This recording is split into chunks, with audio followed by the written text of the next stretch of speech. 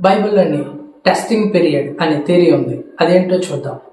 నోవహు కాలంలో 40 పగళ్ళు 40 రాత్రులు విస్తారమైన వర్షం కురిసింది. 41వ దినాన్న వర్షం ఆగిపోయింది. మోషే ఐగుప్తీయుని చంపి భయపడి మిద్యానులో పారిపోయాడు.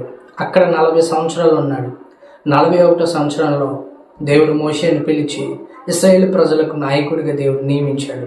మోషే సీనాయి పర్వతం మీద 40 దినాలు దేవునితో గడిపి 41వ దినాన్న దేవుని నుండి ధర్మశాస్త్రాన్ని పొందుకున్నాడు.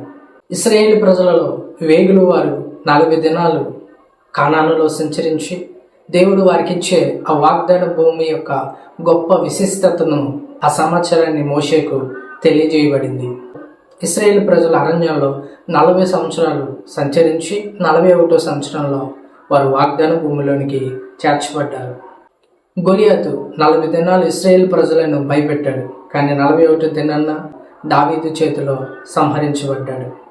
ఏలియా 40 దినాలు ప్రయాణం చేసి హోరేబు కొండకు వచ్చినప్పుడు 41వ దినాన్న దేవుడు ఏలియాను దర్శించి బలపరిచాడు.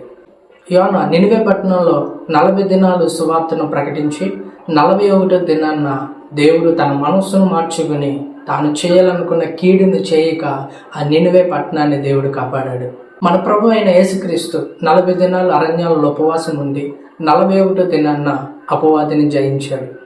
క్రీస్తు సిలువలో చనిపోయి 40 దినాలు తన శిష్యులకు కనబడి 41వ దినాన్న ఆయన ఆరోహణమై పరమునకు చేర్చబడ్డాడు.